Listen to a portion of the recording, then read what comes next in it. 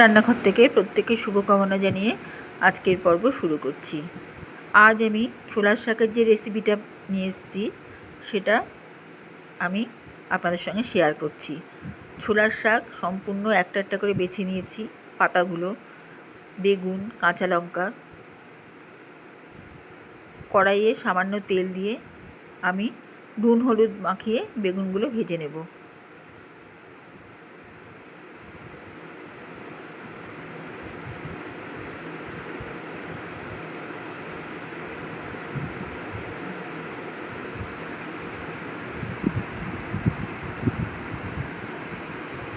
এর আগে আমি চিনি দিয়ে হলুদ দিয়ে মেখে পরে আমি লবণ দিয়ে ভাজলাম বেগুনটা।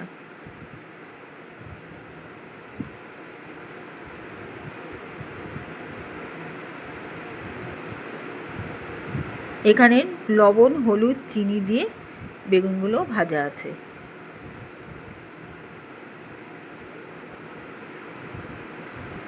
লাল লাল হলে আমি তুলে নেব, খুব একটা কড়া ভাজবো না।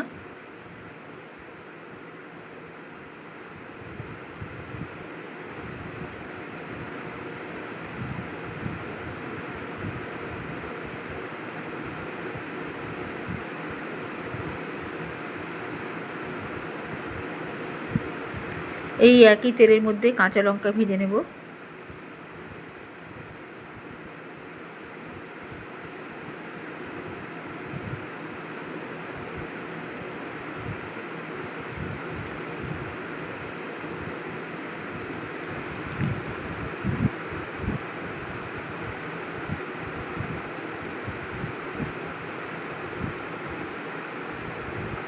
টমেটো ভেজে নিচ্ছি।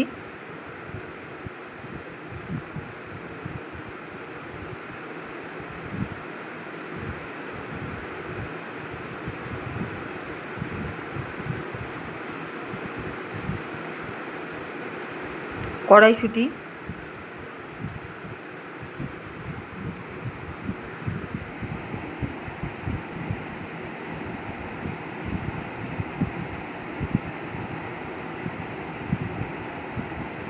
পোস্ত, পোস্তটা আমি তেলে ভেজে আমি পরে পেস্ট করে নিচ্ছি।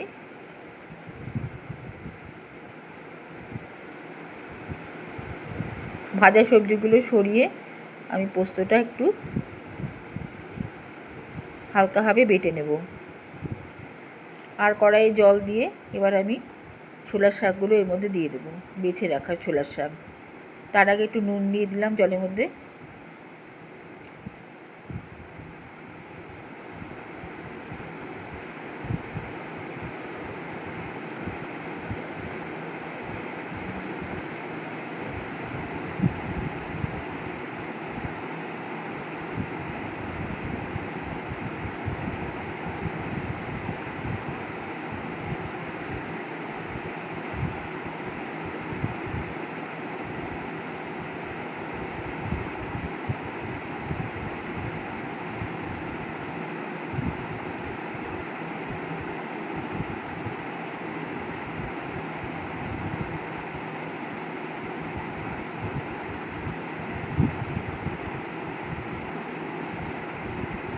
এবারে ভাপানো শাকগুলো তুলে রাখলাম, নিয়ে একটু শিলে একটু পেস্ট করে নিলাম।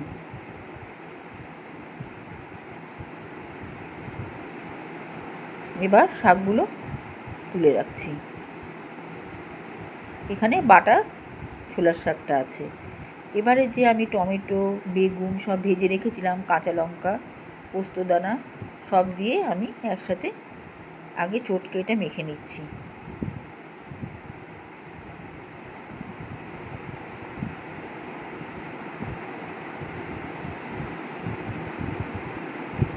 খুব ভালো মতো এটা মাখা হলে এর সাথে শাকের পেস্টটা অল্প অল্প করে মিশিয়ে দেব।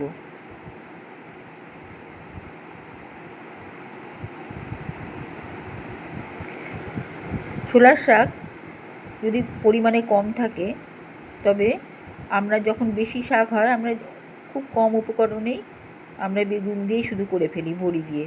কিন্তু এরকম অল্প ছোলার শাক হলে তাকে টেস্টি করতে হলে একটু নানা রকম পদ্ধতি অবলম্বন করে তাকে টেস্টি করে তুলতে হয়। তো এরকমভাবেই আমি আজকেরটা করেছি, বেশ ভালো হয়েছে খেতে। এখানে আমি কড়াইশুঁটি দিয়েও মেখে নিলাম। এবারে দিচ্ছি কড়াইতে সর্ষের তেল। এখানে শুকনো লঙ্কা আর কালো জিরে ফোড়ন দিব।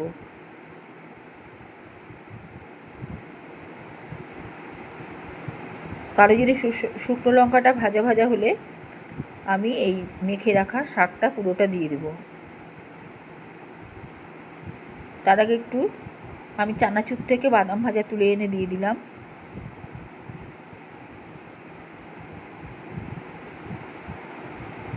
এবার শাকটা দিয়ে দিলাম পুরোটা।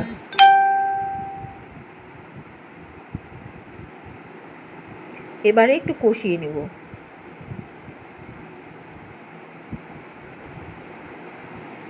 এটা খেতে খুব ভাল লাগে, প্রথম পাতে খুব সুন্দর লাগে খেতে। আর একটু অন্যভাবে করেছি বলে আমি এটা আজকে শেয়ার করলাম।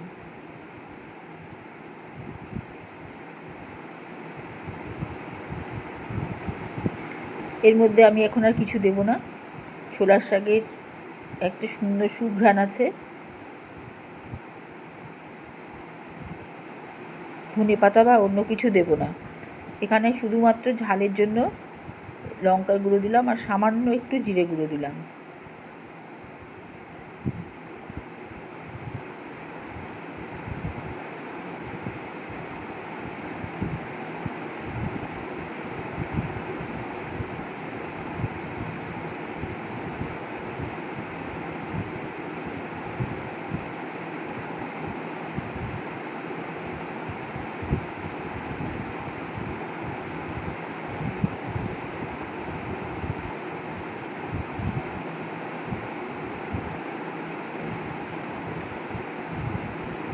এখানে আদা ছাঁচাটা দিয়ে গ্যাস অফ করা আছে, একটু নেড়ে চেড়ে নামিয়ে নেব।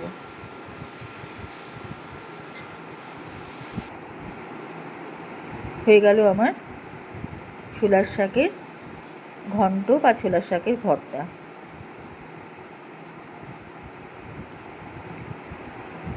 এইভাবে ভর্তা বানিয়ে খেতেও ভাল লাগে, আর ছোলা শাকটা খুব মিহি হয়ে যায়, মোলায়েম হয়ে যায়। আর তা না হলে অল্প শাক সহজে মোলায়েম হতে চায় না। আমার রান্না এখানেই শেষ। আগামীকাল অন্য একটি রান্না নিয়ে, নিরামিষ রান্না নিয়ে আসছি। চ্যানেলটাকে সাবস্ক্রাইব করবেন।